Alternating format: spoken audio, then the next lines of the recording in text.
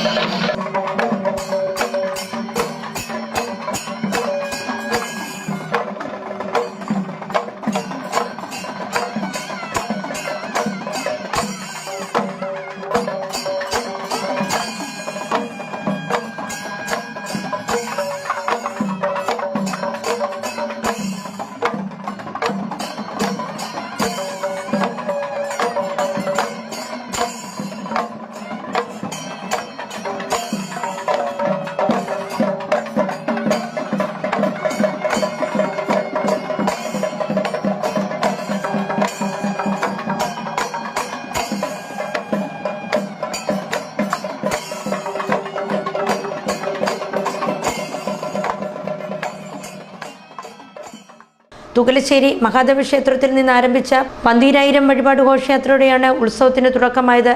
പടറ്റിക്കുലകളുമായി പഞ്ചവാദ്യത്തിൻ്റെയും ഗജവീരൻ്റെയും അകമ്പടിയോടെ നടന്ന ഘോഷയാത്രയിൽ നൂറുകണക്കിന് വിശ്വാസികൾ ക്ഷേത്രത്തിലെത്തിച്ച പഴക്കുല നിധിച്ചു.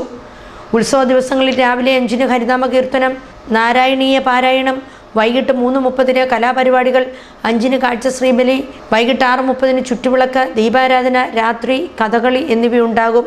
24-ന് രാത്രി 8-ന് സേവ, 10-ന് നൃത്തനാടകം, 25-ന് രാത്രി 8-ന് സേവ, 10-ന് നൃത്തനാടകം, 26-ന് രാത്രി 8-ന് സേവ, 10-ന് ഭരതനാട്യ കച്ചേരി, 27-ന് രാവിലെ 11-ന് ഓട്ടൻതുള്ളൽ, രാത്രി 8-ന് സേവ, 10-ന് സംഗീത സദസ്സ്, 12:30-ന് പള്ളിവേട്ട വരവ്, സേവ, 28-ന് വൈകിട്ട് 3:30-ന് കൊടിയിറക്ക്, 4-ന് ആറാട്ടെഴുന്നള്ളത്ത്, 5:30-ന് സ്പെഷ്യൽ നാദസ്വര കച്ചേരി, 9-ന് ഭക്തിഗാനമേള, 10-ന് ആറാട്ട്, 12-ന് ആറാട്ട് വരവ്, സേവ എന്നിവ നടക്കും.